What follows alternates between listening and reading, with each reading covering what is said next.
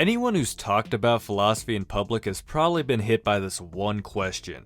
What even is philosophy? And if we're being honest, it ain't exactly an easy question to answer. Like sure, you could pull up some random definition you find online, but it'll always feel either incomplete or too broad. I mean, look at this. Look at Cambridge here. They try to break philosophy down into the different branches of philosophy. But try giving this answer to someone who asks what philosophy is.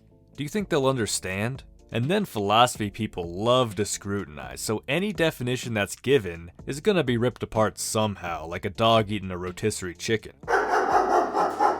Look at dictionary.com. I bet a lot of you are asking, what is rational investigation? How does it differ from irrational investigation? Is irrational investigation somehow not philosophy? Look, moral of the story is that many people have attempted to define philosophy and many people have rejected those definitions. But just because we can't agree on some unanimous definition doesn't mean that attempted definitions provide no practical value. After all, by defining philosophy, we could better define philosophizing.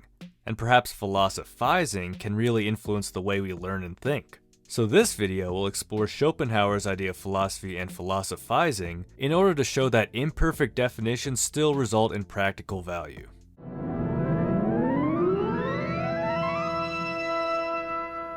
First, let me kick it to you guys. Comment below what you believe to be the definition of philosophy. But after you do that, comment whether or not you think you have an objective definition on your hands, or rather a practical one. As for me personally, I mean, you know me. Well, at least my long-term subscribers know me. I've been corrupted by pragmatism and go through my philosophical journey with that bias. But enough about me.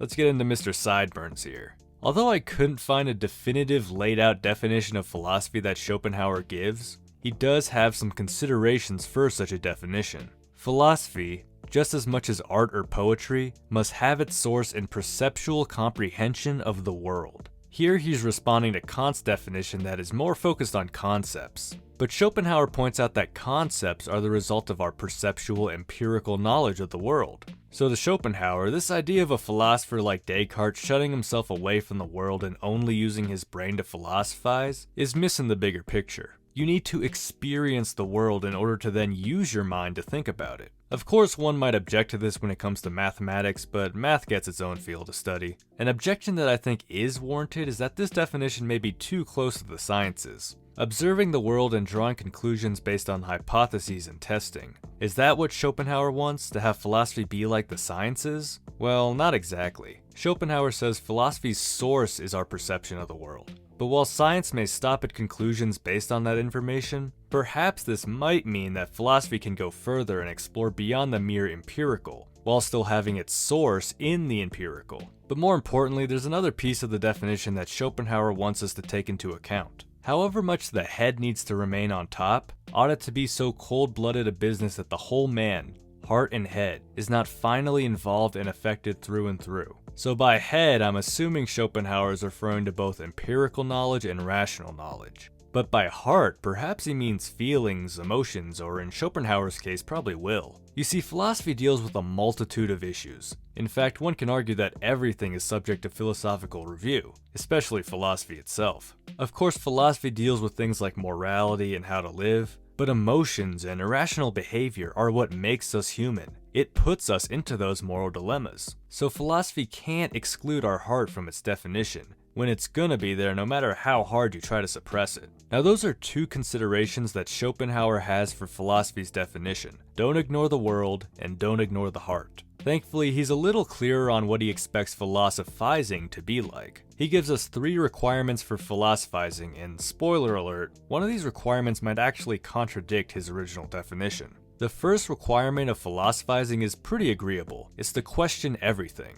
Firstly, to have the courage not to keep any question back. Throughout the history of philosophy, many philosophers have been scared to ask questions or say certain things as a result of the power of the church. Today, however, with how extreme polarization and online division there is, I'd imagine you'd also face a social backlash for asking questions. Like, you aren't just gonna go into a flat earth Facebook group and ask what's up with these photos from space and not expect some sort of backlash. But you don't need courage just to ask uncomfortable questions for society, but also to ask uncomfortable questions for yourself. You hold a set of beliefs. We all do. And philosophy does not discriminate. Every one of those beliefs can be questioned, and that may make you feel uncomfortable yourself, especially if you've held those beliefs for a very long time. It's like learning for the first time that Santa isn't real. Remember that feeling? Man, that sucked. At least now I know why Santa didn't get me that Lego Death Star set when I was 12. The next requirement Schopenhauer has kinda relates to the first, and that is to question what we believe to be common sense.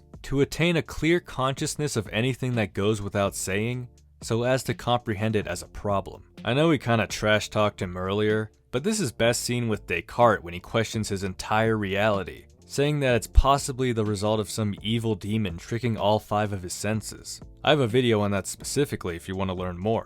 Now the last requirement is the one that could be read to contradict Schopenhauer's acceptance of the heart in philosophy. Let me read it out first. Finally, the mind must, if it is really to philosophize, also be truly disengaged. It must prosecute no particular goal or aim, and thus be free from the enticement of will, but devote itself undividedly to the instruction which the perceptible world and its own consciousness imparts to it. Just a reminder that earlier we hear Schopenhauer say that he thinks, quote, the whole of man, heart and head, end quote, should be involved in philosophy. Is this a contradiction, or maybe I'm just misunderstanding here? What I will say is that I think we're too quick to label things either unbiased or biased. Even if I did kinda do that at the beginning of this video with the pragmatism comment. Instead, we should maybe look at bias on a spectrum. On the right side is a completely neutral view, which I don't think any human can really achieve, but whatever. On the left side, we have a fully biased view, a view only influenced by one person's heart. Maybe we should aim to be neutral, we should aim to be unbiased, but we should also accept that we can never fully eliminate bias, we can never fully suppress the heart. That might be one way to compromise between these two beliefs anyway. But practically speaking, we learned a lot. Sure, we may find flaws in Schopenhauer's thoughts on philosophy and philosophizing, but I'd be lying if I said that I couldn't apply this to my own education. Question everything, don't devalue your worldly perceptions or your will, but also strive for neutrality. Well, I hope you enjoyed that little video. Remember to comment below your own definition of philosophy along with your thoughts on Schopenhauer. And by that I mean his thoughts on philosophy, not the guy himself. Unless you want to do that too. If you enjoyed this video, you might enjoy our other videos. And be sure to like, subscribe, and hit that bell. And with that, I wish you all a beautiful rest of your day.